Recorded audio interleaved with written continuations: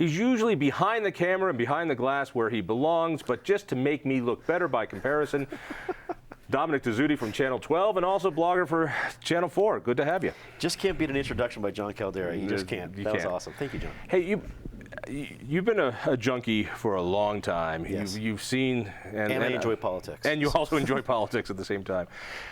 This governor, I want to talk about Hick, is an amazing man. He was here just the other week when I spoke with him. He's an engaging guy. You can't help but like him when you meet him personally. He seems so thoughtful and connected. He seems comfortable in his own skin. Yep. Recently, he's been found to be the most popular governor in the entire country. That was after 2 years of having a split legislature that put nothing on his desk that was controversial. What's changing? Well, I think half it's been predicted and half it's not. I think when the Democrats won the state house back, folks knew that he was going to start getting some bills that were just from a Democratic majority, a little less moderate, which he likes to be. I mean, Hickenlooper likes to be that moderate Coloradan. Likes to be seen as that moderate Colorado. Likes to be seen as a moderate. And then the other part that was unexpected was, I think, the fervor in the legislature about guns. And that was behind the Aurora shooting in July and then what happened in Newtown in December. And I think that kind of energy, especially in our legislature, no one could have predicted that. And what that has driven and really pushed him to have to sign and support, no one could have predicted before January. Well, previous governors have been involved in the legislation. I've seen Romer, I've seen Owens, even Ritter. You know, when I was thinking about how poorly written this ban is, that it bans almost everyone, and we have to maintain continuous possession. Owens wouldn't have that. In other words, he would have been involved earlier, saying, "I'm not signing if it has that in there. Clean it up." This governor seemed to say, "You know, let me see what comes to my desk, and then I'll decide." And by the time it came to his desk, he knew about it. His office contacted our office to talk to Dave Kopel about how to fix these problems, and still he signed it. What gives? Well, I think on certain issues, he is showing signs of, hey, I will veto this if it goes forward. He's done that on the death penalty bill. But when it comes to the gun bills, I think he was able to make some modifications. I think the original one about magazines, when it was about you couldn't even pass it to a family member. Now it at least that wasn't him though. Well, that had nothing to do with him. It certainly maybe what was anything to do with him, but I don't think there's anything in there that he could have put enough support behind to see changes made, but enough that he could have said this isn't going to happen. Caucus. It's his party. He's the frickin' governor. He has the power to be able to say, "I'm going to veto this unless you clean it up." And it's not that hard to clean up. Well, it all depends on, that's your opinion of how easy it is to clean up. How much does his caucus, or does he want to see it cleaned up? That's the other thing. I don't think he would want to see it watered down too much in other people's eyes to finally see it passed. I think it sounded to me, and it certainly felt with the speed of everything, that they wanted to get it done, get it taken care of, let's move on. It didn't sound like they wanted to really work and craft on this, or they'd still be working on it. They seem, and tell me if I'm wrong on this, they seem surprised by the strength of the reaction. I mean, who didn't see this coming? How could they not see this one coming? I think they were surprised. I think maybe many gun control proponents felt that the only opponents out there were going to be Tea Party extremists. And they put almost like this idea of like, well, we're only stopping the criminals, so well, why would anyone be against that? The idea that there are folks who have guns, whether it's a part of their hobby, a part of their lifestyle, a part of the way they were raised, I think as many people, how emotionally it got to a lot of people, but probably surprising for people on both sides. Not only Democrats in favor of the situation, but probably Republicans who felt, wow, we've got this whole cheering crowd outside that we could actually lean on. I think you saw more Republicans like Senator Brophy come out with a little more fervor, because I think he found that he had a stronger voice in back of him than maybe he would have realized in January. This governor hasn't had to deal with any of these bills. So let me go through a few of these. And I don't know how he stays popular, because one way or the other, he's going to have to anger big constituencies this year, because this legislature is doing what I don't think he wants, which is giving him big bills to sign. Owens, when governor, somehow had a good way to say to his caucus, don't you dare put that on my desk. I don't want to be forced to make a choice on that. And for the most part, that seemed to work. But gun bill, number one. Civil unions, number two. He's been strongly supportive of that. But there are a lot of people in Colorado who will not forgive him for that one. That one was going to happen. And frankly, I don't think that is going to injure him much, only because how quickly conversations change. It's not even about civil unions anymore. It has gone directly, do not pass go directly to gay marriage.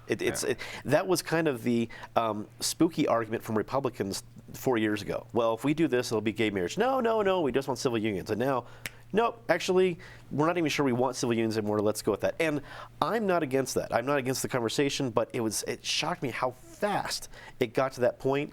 Fortunately, I think for the governor and probably for Republican legislators, that it has to be a statewide voter conversation. It's not just another mallet that Democrats can beat up Republicans. And it has to be a voter decision, Exactly. because it's in the Constitution. Yep. There's a ban on gay marriage. So if that's going to be changed, it has to go to the people. All right, let's keep rolling. The asset bill, which brings in-state tuition to illegal aliens. All right, we know where he stands, but a lot of Colorado isn't going to like that one either. I think the lot of Colorado you're talking about, which you're right, was never going to be a big Hickenlooper supporter anyway. They may have been part of this approval ratings going a little bit higher than 50 or 60%, but I don't think in a race against any credible Republican, I say credible because of what happened when he first ran, that they were going to vote for him. So has he lost any votes enough to be over that magic 50% mark? Is he going to be an unpopular governor? Will he lose support with his own party? No. All right. Fracking regulations. This is a guy who is a geologist. He understands fracking. He understands the truth about fracking. He doesn't buy the environmental sky is falling tactics. But these are the people that are part of his liberal constituency. Now that there's going to be more anti-fracking legislation, and I wouldn't be surprised if next year there's going to be a ban on fracking throughout Colorado put on the ballot by citizens, this goes right to the core of his constituency. This one, I think, out of all the issues, I mean, guns have been controversial. Civil unions, asset bill, that's fine. This is the one that I think is thrown for the biggest loop, because it's not just liberals in Boulder. There's conservatives up north. There's conservatives down south. It's towns who are openly saying, you're going to sue us? We don't care. We still don't want it in our town. And that magic compromise that he worked really hard to make between environmentalists and oil companies last year has almost gone for naught. This is the one where he's going to have to work the hardest on, probably the most complicated. I don't see him tripping over it and having a real serious failure, but it's by far the most complicated issue for him to handle. So other big issues that are coming, the death penalty bill. Now he's signaling, I don't know about this. So he's had his limit. Yeah, he's had his limit. But this is going to plop on his desk, and it's going to be another. I don't think it's going to get to his desk. You don't think so? Tell me. I think the actual move to repeal the death penalty, I don't think it's going to get to his desk. He's put up enough answers where his caucus will respond by saying, yeah, thanks. The interesting angle to me is if Representative Rhonda Fields' bill that would send it to the voters will go through. That might be a compromise to say, hey, for the folks who want to repeal the death penalty, fine, let's get the issue out there, but let's make it a voter issue so I don't have to deal with it. I love the leadership of that. I love when it comes to raising your fees, we won't give you a vote on that. We're not going to call them taxes what they are. No. But when it comes to something, I want to wash my hands of this, Pontius Pilate. We'll just let the people decide. Well, they did with Ref C too, so I guess they had to with that. They had to with that one as well, because that one was a tax increase. Well, the death penalty I think makes sense because it's murky for both parties. You see people. It's not all Democrats want to repeal it, all Republicans don't. It's murky for both parties. I think it fits to be sent to the voters if you're going to decide at all. It wouldn't shock me if that just gets tabled and said, okay, we're good with this long list of achievements. Let's leave that till next year. I mentioned to the governor that mostly symbolic bit of legislation at this point is a ban on adultery, and it also part of that, which isn't just symbolic, says that if you rent a room to two people who are unmarried, doesn't matter what sex they are, if they're the same gender, you're committing a crime by renting them that room, renting them that condo, renting them that apartment, renting them that house. It is the landlord, the owner, the manager who is committing a crime. And Representative Kagan has put this forward, and during testimony he said that there are still several times when this law is actually used. That in the last 5 years there have been several cases, convictions of people. It's a harassment bill. And so the gov's going to sign this one too. Would you agree? I would think so. It seems like a slam dunk just because I think people, again, on all sides of the political spectrum would be like, that's a law? I mean, it sounds like one of those ancient ones of like you can't tie more than 3 horses on a post outside a post office in Colorado that they just forgot to repeal 100 years ago. It seems like a slam dunk to me. But it is a law that's still being used selectively when cops want to get to somebody. And what drives me crazy is that this bill on magazines is exactly the same.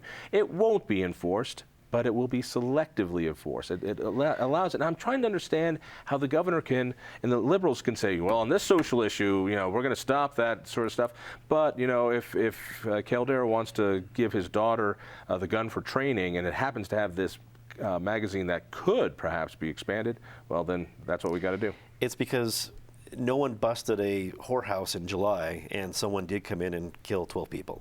That's why you're seeing that law and the other one being written But off. it's purely emotional. Trust me, I didn't do this.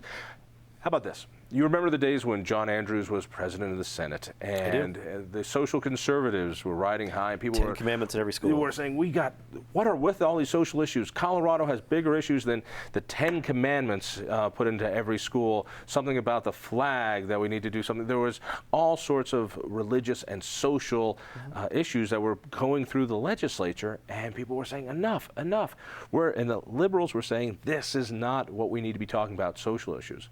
So let me see if I got this one. So we've got gay marriage, civil unions, we've got abandoning of the adultery law, we've got the death penalty, we've got this silly bit of symbolism. So we Democrats, once we get control, we're going to focus in on jobs by getting about 800 to 1,000 Magpul people out of the state. It certainly looks like the Democrats of 2013 read the script of the Republicans of 2002. However, there's a key difference. The Republicans lost the power after that, all the things they did, because the Democrats got organized. They decided to coalesce and fight. If the Republicans don't take the same cue, reading the same script, there'll be more years of this than they like to admit. Oh, what fun it is. The death penalty bill not going to make it to his desk. That's your prediction? Not going to make it to his desk. That he will successfully. Pansies, I want to see that one. Hey, you're going to be hosting CIO. I'm handling the show. Our Raj Chauhan, our former host, is up in Weld County, putting bad guys in jail. We're very happy for him. Don't mess it up too bad, all right? I'll try not to. Just trust me, it'll make me look good by comparison. Dominic, thank you. Listen for me on KHOW Radio. Check out the Independence Institute at independenceinstitute.org. Tell a friend. We'll see you next week.